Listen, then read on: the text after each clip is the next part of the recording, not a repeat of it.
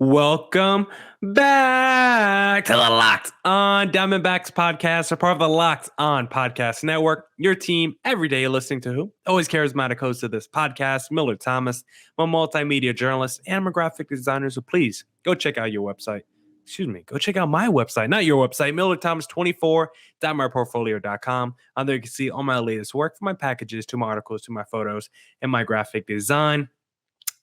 Please follow me on Twitter at CreatorThomas24 for my personal account, or look up Locked On Diamondbacks on both Twitter and Instagram for the podcast handle. And of course, thank you for making Locked On Diamondbacks your first listen every day, or not be doing this podcast without you, the listener, sharing, subscribing, reviewing. It's free and available on all platforms, so please continue to tell your friends. But what are we discussing on today's pod? Well, we got a crossover with the new Locked On MLB Prospects host, Lindsay Crosby, not related to Sidney Crosby, of course, and we are breaking down the top D-backs prospects according to Baseball America's top 100 list. So just going through the top 6 D-backs prospects that fell on the top 100 list and just breaking them down through Crosby's perspective, because we've had the previous Locked On MLB Prospects host on this pod before. He's given us his thoughts, and now it's time to hear from Lindsay what he thinks about these D-backs players. So it's a fun pod. It's a jam-packed pod talking about your favorite future D-backs. So let's get right into it.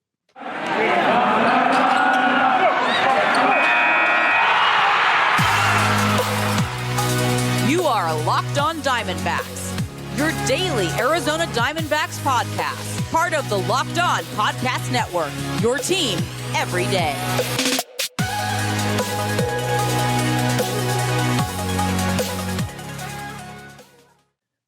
Welcome in, Locked On Diamondbacks fans. We got a crazy crossover for you guys today. If you already don't see, if you're not on the YouTube feed, we got Lindsay Crosby of Crosby Baseball. That's his Twitter @name right there. He is the brand new Locked On MLB Prospects host coming on for the Locked On Podcast Network, and he's here to talk a little Diamondbacks prospects today. We saw that list by Baseball America. D-backs tied for the most top 100 prospects, and we got Crosby on today to talk about it. So, Lindsay, how are you doing today, sir? How are you feeling?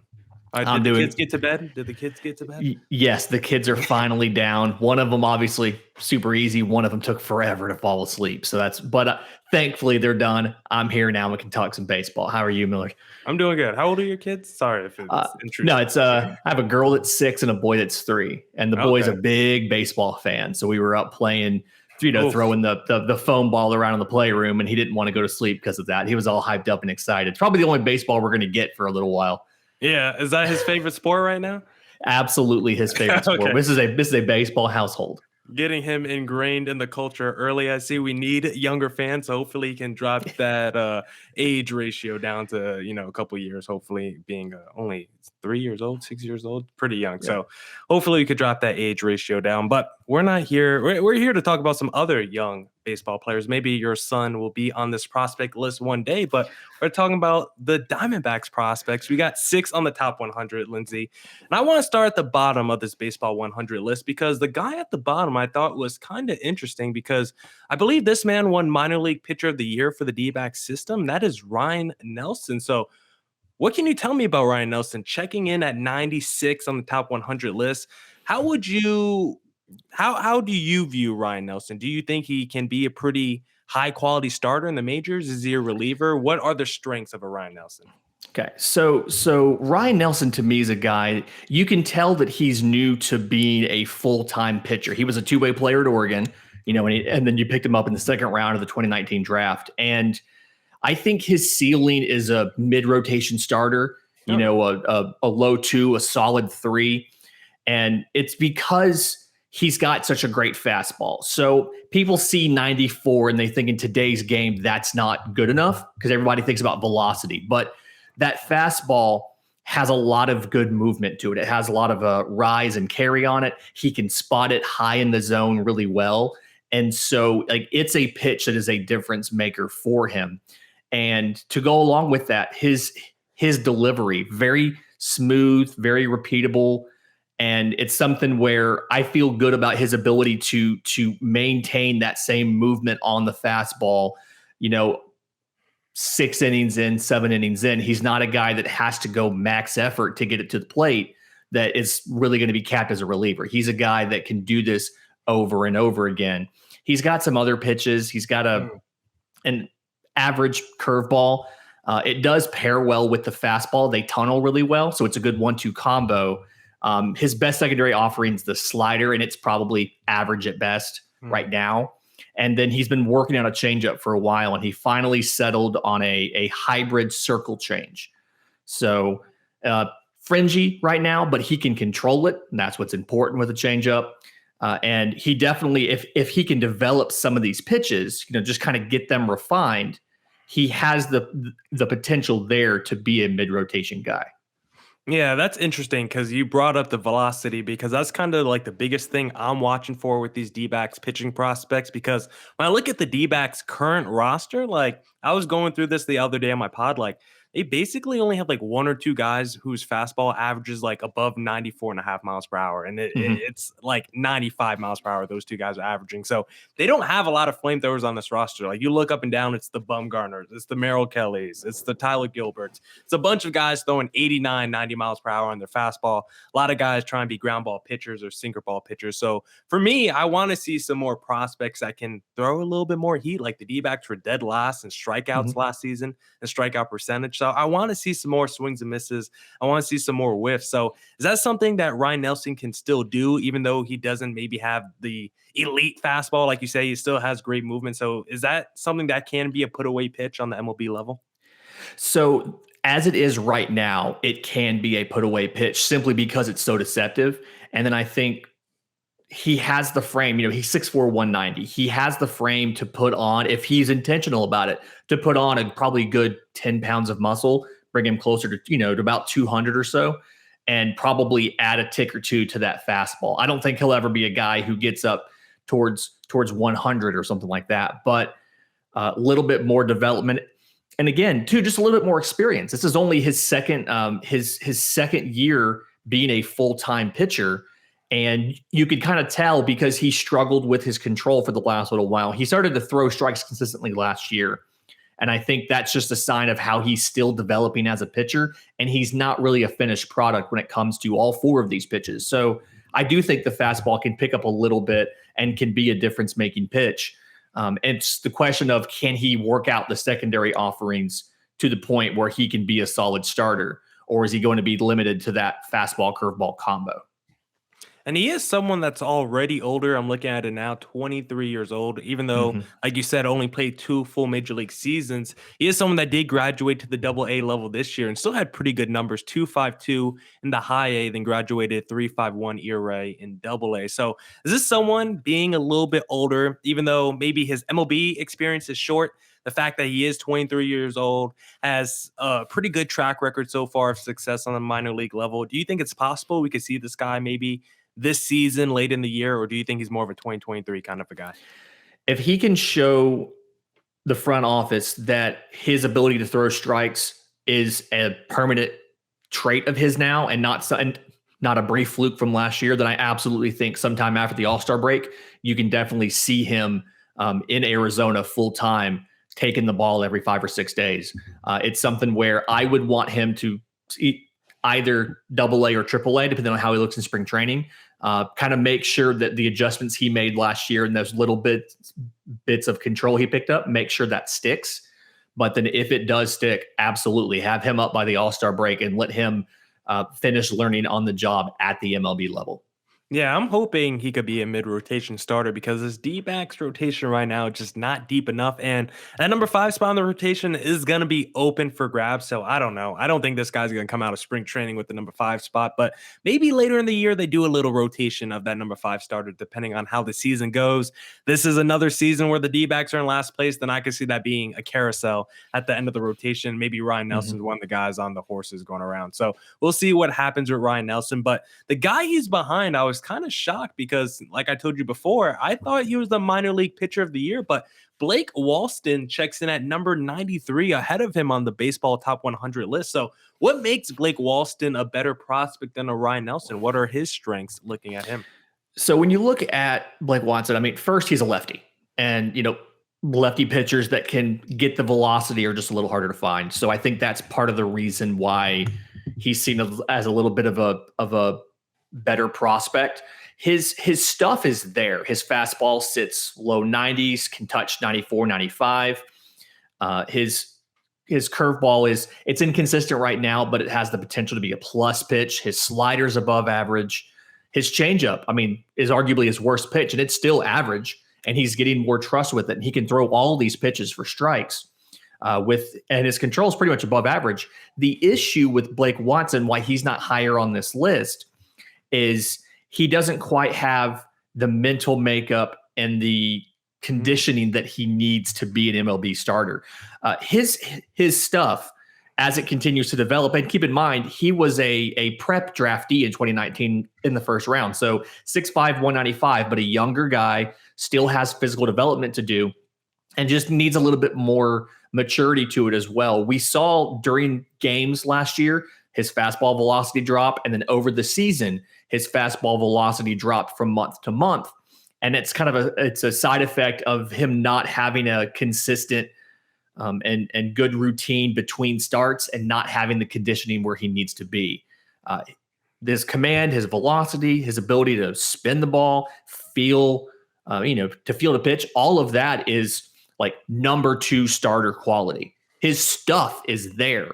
He just needs to better harness it, get a little bit of that maturity, and really kind of settle into what does it mean to be a professional baseball player. He's a guy that I think spring training is going to be really crucial for him. And if spring training is shortened, that's going to hurt because he needs to be around some of the veterans you mentioned, the Madison Bumgarners and things like that, guys who have done this at a high level. He needs to be around them so he can see the models of good behavior and work ethic and mirror those so that he can be in Arizona. Once he learns that, once he gets his conditioning right, once he gets his mental makeup locked in, he has the makings of a number 1, number 2 for Arizona. So it sounds like he might be a little lazy right now. Is that the case? He's just not totally working hard, first rounder, maybe living off the pedigree and the talent a little bit instead of trying to, put it in the gym, put the work in the gym. Is that the issue right now for Walston? I don't want to call him lazy, but you're kind of on the right track. He's a little, there's the word bonus baby has been thrown around. It's not it's not a positive nickname, but it's a little bit of, hey, I have a lot of inherent physical ability, and he's a guy who he's always been the most talented player on his team.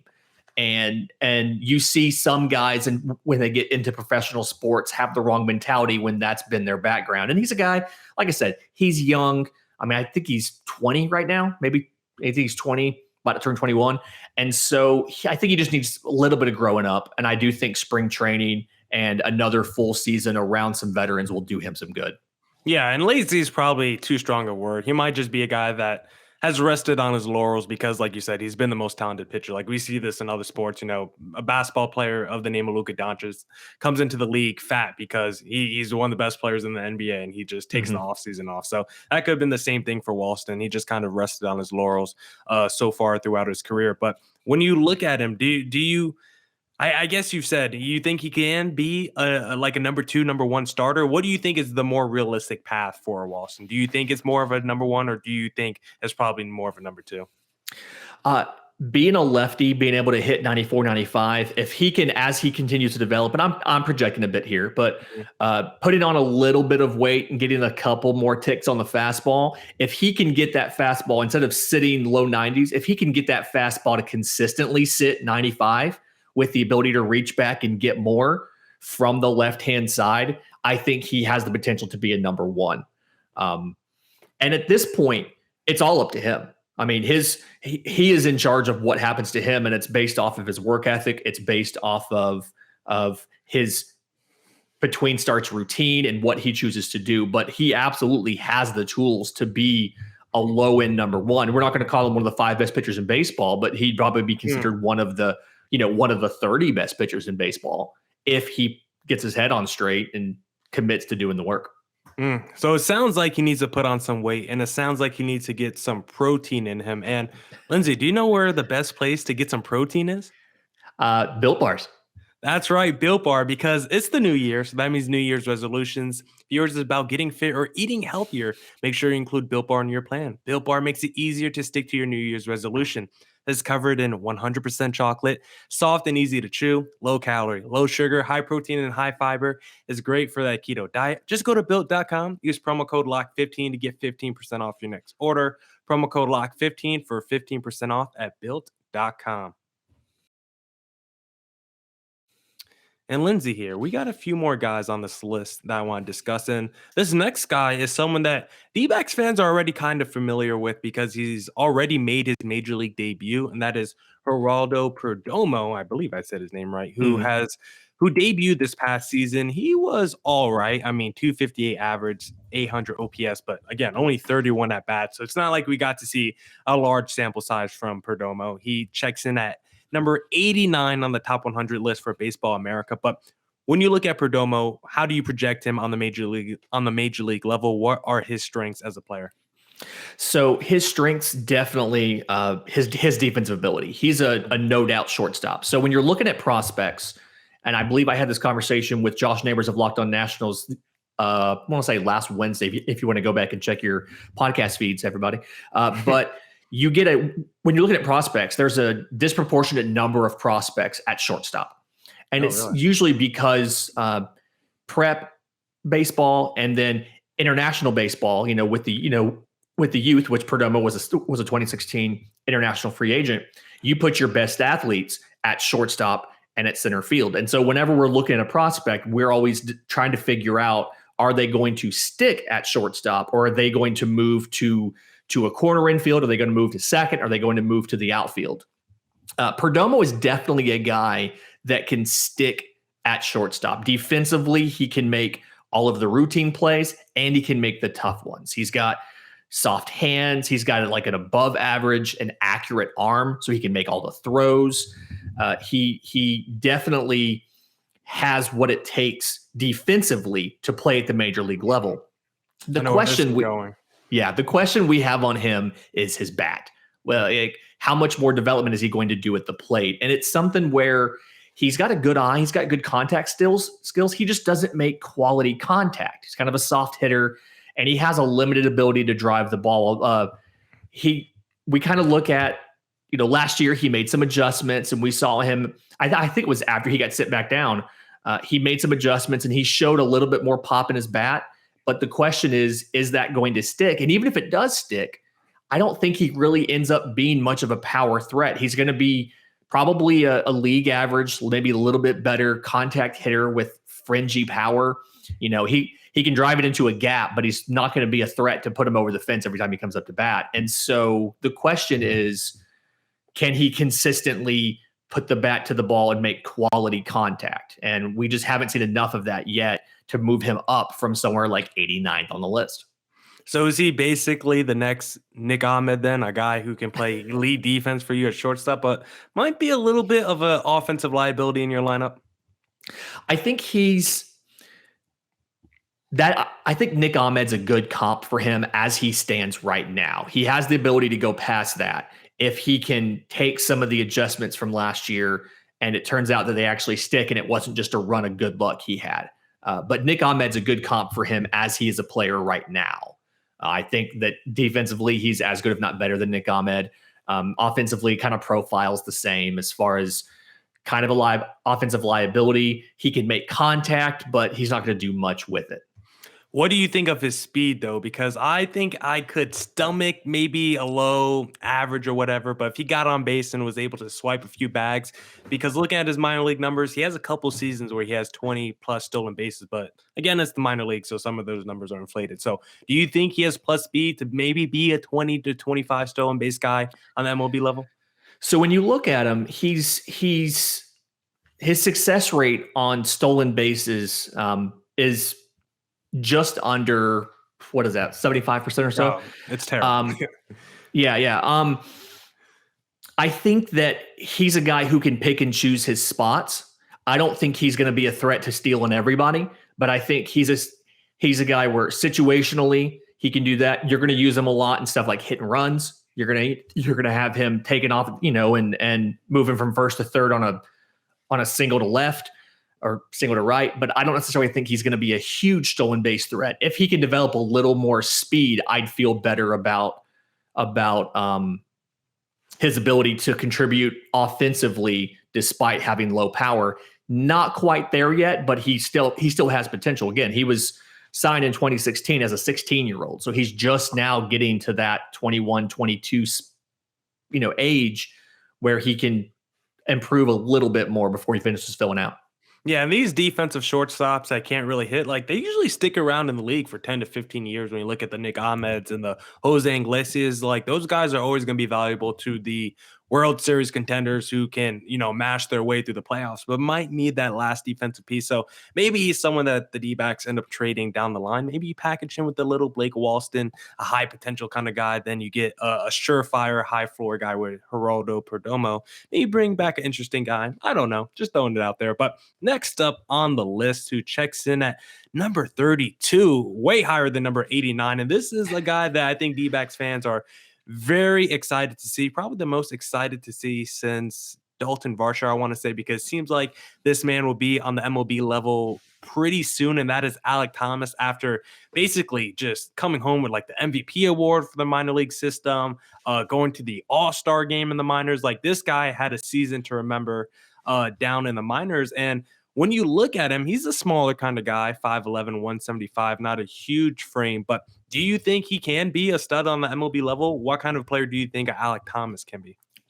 So Alec Thomas is a guy that, in a perfect world, he probably comes out of spring training in Arizona. I don't necessarily think that's going to happen simply because there's so many incentives to keep a guy down for a little bit, service time wise, things like that. But I see him as a good all-around outfielder. He's got pure hitter potential, and his defense is good enough. So, I mean, he's a 312 hitter, career OPS or something like 883. He's an aggressive hitter. He wants to do damage at the plate. But despite being aggressive, he still has a 10% walk rate. And that's something where, when you're looking at a lot of offensive prospects, you'll see guys who come out, they like to swing on the first pitch and kind of ambush the pitcher. They like to be aggressive, but unless they make contact, they're not getting on base. And he's a guy that can still draw walks, still has a good enough eye. He has a lot of moving parts to his swing. So I think part of the reason that you don't see a little bit more power out of him is just because there's so much going on. He's got a significant leg kick. Kind of reminds me, and this is not a player comparison, but it reminds me, watching him reminds me of watching Mookie Betts bat. Just the way that he kind of has that leg kick to generate power. And it comes from being that smaller stature guy. But he does have a lot of moving parts. And if he can simplify his swing a bit, make it a little bit easier to catch up on those pitches down and away, I think that he's going to be able to play in the league for a while as a good middle of the lineup outfielder for you. Defensively, should be a plus defender. He's got good speed. He's got good reads off the bat. I do worry about his arm. I think it's average at best. It's enough for center field, but it's not a weapon. But still, I mean, if you can be a pure hitter like he is, his defense will be good enough. He can stick around for a while at the major league level. Okay, you say stick around, but in terms of ceiling, how high can this guy go? Because I guess if he puts it all together, gets the power department together and all of that, I guess he can have a pretty high ceiling. But considering what his skill set is at right now, if this is a major leaguer, within the next couple of seasons, what kind of player can he be right now? And if everything breaks right, what kind of ceiling can he be? If everything breaks right, I see him as an all-star right fielder, left fielder. I see him as a above average center fielder. I mean, I think offensively he's good enough, and he does it despite his size, but offensively he's good enough where he can be in your 3-hole. He can be a top of the lineup guy up there who does damage for you and can hit well enough if he has protection around him to make the All-Star game if everything breaks right. As he stands right now, he's a guy that he probably wouldn't start for every team in baseball, but he'd probably start for 15, 20 teams in baseball right now, simply because of the skill with the bat in his hands. Doesn't hurt that everybody needs good lefty bats, and he's a lefty bat who looks like he has some power. I do want him to develop a little bit more and just simplify that swing. I think those are the two biggest things for him. but he does have a lot of potential in your lineup towards the top. Yeah, and just from an offensive production standpoint, I think the guy I kind of want him to get to, it's a very random comparison, but like a Dustin Pedroia type who's like 18 home runs, 18 stolen bases, good average, good power, plays good defense. I think those are the kind of pillars that I want Alec Thomas to hit. Of course, two different positions, two different play styles, but just from a pure production, looking at the Baseball Reference stat line, I think Pedroia kind of has the numbers that I think Thomas can hit one day. Nothing crazy, but a lot of just overall checking off a lot of boxes and stuff in the stat sheet. So I am in on Alec Thomas. I think he can be pretty good. Now, I don't expect I'm not one of those guys that think every prospect is going to be a Hall of Famer. So for Alec Thomas, I'm definitely tempering my expectations, especially when it comes to his speed. Like we were just talking with Perdomo, he's like 15 stolen bases, but gets caught like 12 times. Like the ratio is not that good for Alec Thomas. So I would like to see how that area projects for him on the major league level. But I think if I had to bet on it, I would bet on him being a pretty good player. And you know where the best place to place bets is, Lindsay? BetOnline.ag. That is right. BetOnline.ag, because BetOnline would like to wish you a new happy betting year as we continue our march to the playoffs and beyond. BetOnline remains the number one spot for all the best sports wagering action for 2022. New year and a new updated desktop and mobile website to sign up today and receive your 50% welcome bonus on your first deposit. Just use our promo code LOCKEDON to get started. From football, basketball, hockey, boxing, and UFC, right to your favorite Vegas casino games. Don't wait to take advantage of all the amazing offers available for 2022. BetOnline is the fastest and easiest way to wager on all your favorite sports. BetOnline, where the game starts. All right, Lindsay.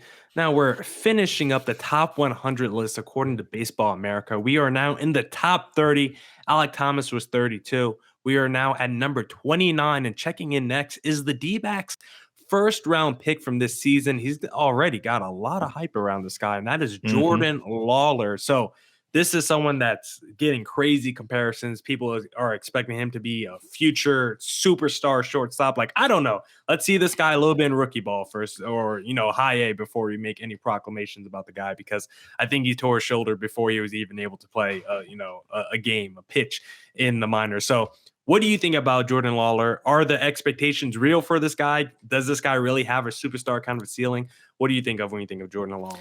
So the player comp, and I'm hesitant to always give player comps because fans hear it and think it's a sure thing. And you have to understand it's a projection. But the player comp, when I look at Jordan Lawler and I look at the tools that he has and how he plays, is I think Carlos Correa, which is a pretty good comp. Yeah, and it's something Correa coming. All right. And it's something where he's a middle of the lineup hitter, and it looks like he's going to be able to stick it short as well defensively. So on offense, he's got terrific bat speed. He can keep up with velocity. And you talked about it earlier. I mean, velocity is one of those things that's so prevalent in Major League Baseball right now. And he has the physical ability to do it. I do worry a little bit about how much swing and miss he has in his game, but he's getting better with it. And his raw power is starting to show up. And reminder, he was a 2021 draft pick out of high school. So he's 19 years old. He's got some time to physically develop. As he adds strength, his power is going to develop.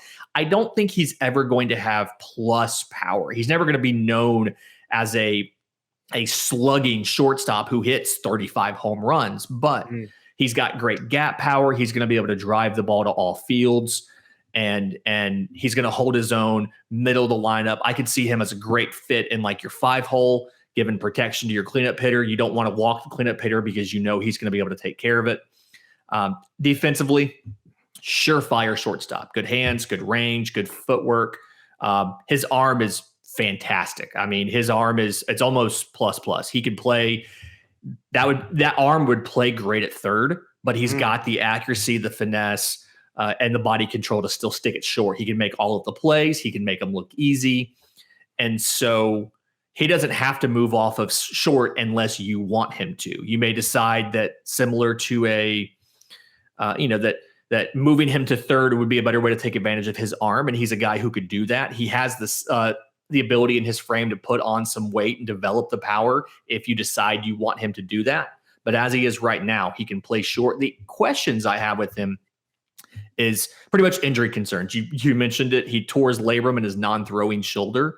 And so we just haven't seen a whole lot of him outside of high school. I think he had 6 plate attempts last year because he tore his shoulder. And so the question is, how does he come back from that? How much has that disrupted his development?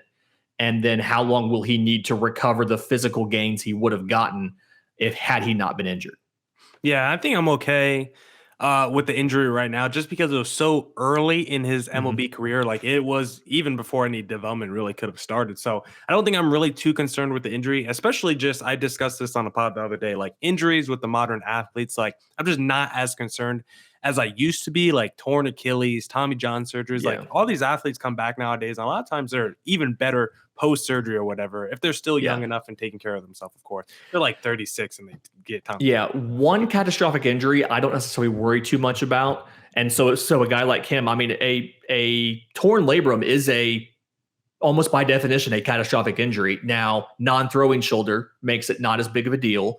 I do think he'll come back fine from that. The only times where I necessarily worry long-term with an injury is when you see repetitive catastrophic injuries. I think of a Mike Soroka, who's torn his Achilles now twice. That's something where we don't have as much precedent for coming back from multiple catastrophic injuries. Jordan Lawler, torn shoulder, wouldn't worry too much about it. The only thing that I think about when I think about that torn labrum is how much development, or how much did that set back his development before he can make it to the MLB level? You know, how late did it push him back? Now, assuming he's healthy entering next season, everything's all fine with the shoulder, how long do you think it can be before we see this guy? Because coming out of high school, I'm assuming it's going to take 5-6 years before we see this guy. But is he maybe more of a Benintendi, Jose Fernandez? I could get there in 2 years or less. I think he could probably get there in 3. Since he did tear it so early in rookie ball, he's had plenty of time to rehab it. He's had plenty of time.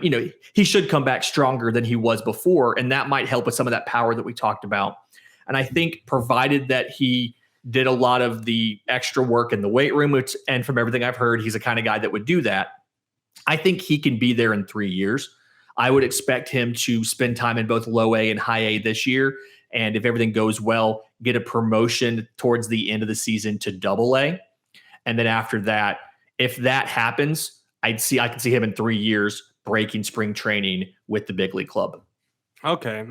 I like those comparisons, or I like everything you tell me about Jordan Lawler today, because with the investment that the D-backs made in him, and considering all the expectations that have been put on his shoulders coming out the draft, I'm hoping this guy can work out, because the D-backs desperately need a superstar player just anywhere on their team. They got a couple in a Gallen and a Ketel Marte, in my opinion, but they definitely need some more talent. And getting a guy like Jordan Lawler, if they can develop him as a homegrown guy, I think that'd be a huge plus, because the D-backs just don't do that enough. There's just not enough homegrown talent in Arizona, at least not enough homegrown quality talent in Arizona. Like we've talked about before this pod, the D-backs have a lot of dudes in the outfielder, and checking in number 1 for the D-backs on the Baseball America top 100 list is Corbin Carroll, outfielder, number 20 on the Baseball top 100. And he's another guy that suffered a season-ending injury. But is that injury something that concerns you? And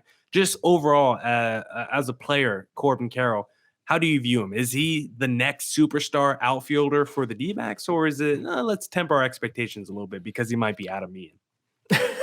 So he's got all of the physical tools to be a superstar. He's a dynamic player. As he is right now, he's probably the fastest base runner in your entire system. Okay. I mean, he projects, if everything breaks correctly, to be somewhere batting first to third. I could see him leading off really easily. So on offense, very fluid swing. He's got gap power to all fields, really good at making contact, bat to ball skills. So he'll be a plus threat offensively. And the contact is quality contact. We've said that with some other guys, that they can hit the ball, but it's weak contact. He gets quality contact. He rarely swings and misses. The power is developing. We need to see more of him against big league pitching. You mentioned the torn labrum and capsule in his throwing shoulder. He's only had 215 plate appearances in 3 seasons between injury and the missed 2020 season. So we just need to see more of him to know how much power potential is there. I've seen different reports. I've seen 55 power. I've seen 60 power. I've seen 50 power. We just don't necessarily know exactly where he is until he gets more play time. Defensively, like I said, fantastic speed. He's fundamentally sound.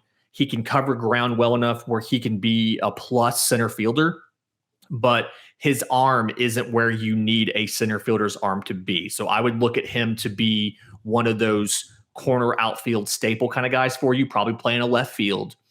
And I do think you lose something because we don't necessarily know how much power he's going to have, but typically your left fielder is usually one of your more powerful hitters in the outfield.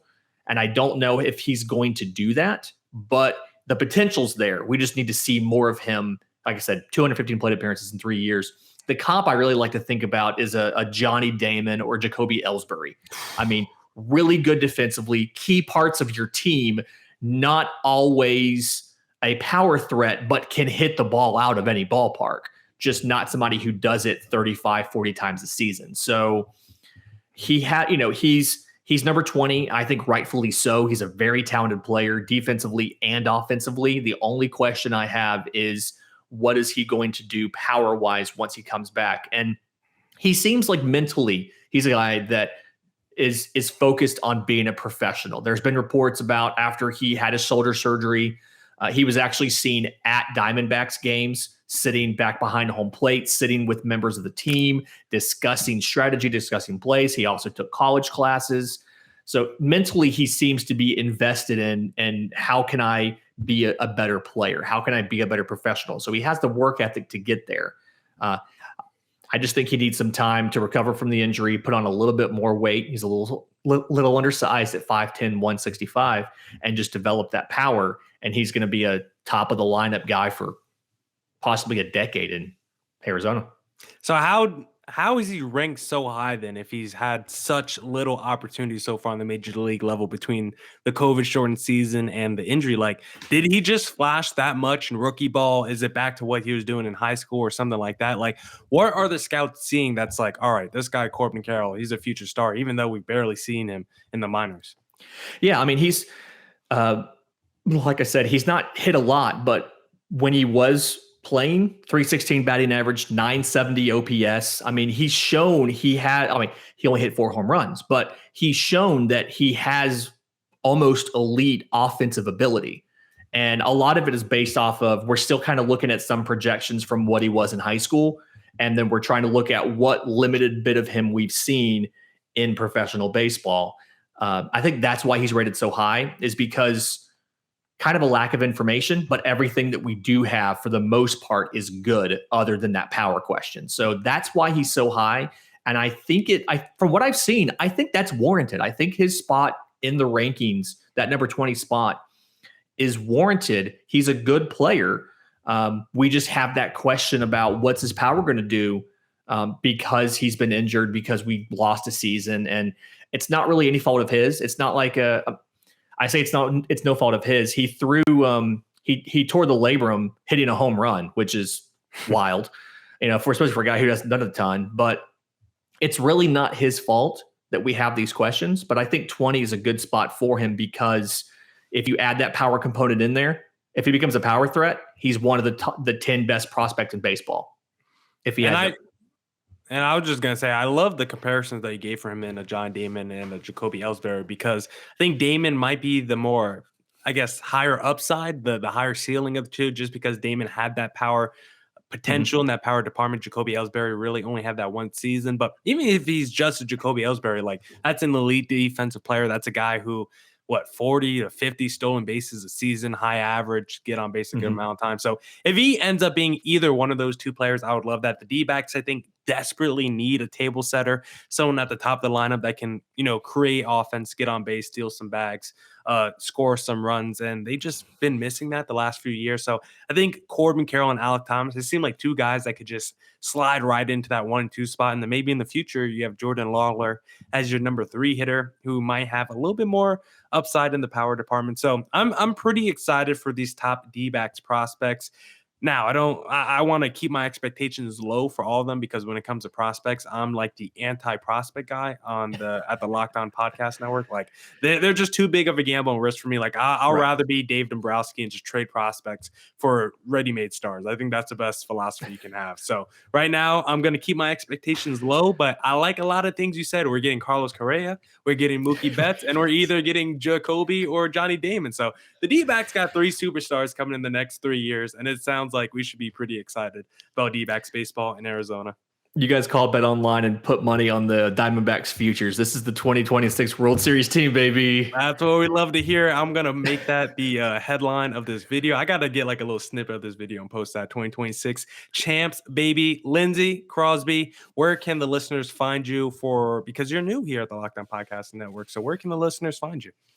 So I am on Twitter at Crosby Baseball. The show is on Twitter at Locked On Farm, and you can follow Locked On MLB Prospects wherever you get your podcasts and on YouTube. It's been about 3 weeks now that I've been making shows for the network. Had a great reception from everybody, and just really enjoying our time here. So definitely check it out. Anywhere you get your podcasts and YouTube. All right, cool. And if for Crosby's listeners, I'm not sure if you're using audio, but at Creator Thomas 24 for my Twitter account, my personal, or just look up Locked On Diamondbacks on both Twitter and Instagram for the podcast handle. Sir, it was nice doing this first time crossover. We'll definitely be doing more crossovers in the future, probably mid-season or before the season starts, do a little update to see how the guys look. Maybe after spring training, if we get some performances and, maybe a couple guys crack the roster. So we'll see. But Lindsay, I know you got some kids over there that are sleeping. So you got hopefully, take advantage of the night, maybe get a beer or a glass of wine in you and just, relax the rest of the night, sir.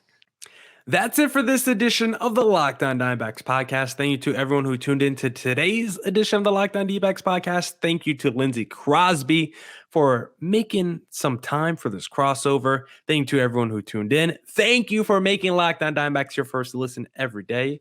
Could not do this podcast without you. It's free and available on all platforms, so please tell your friends. And come back next week for more Diamondbacks news, coverage, and insight. Go back and catch up on any pods you might have missed this week. And as always, stay safe and stay healthy out there.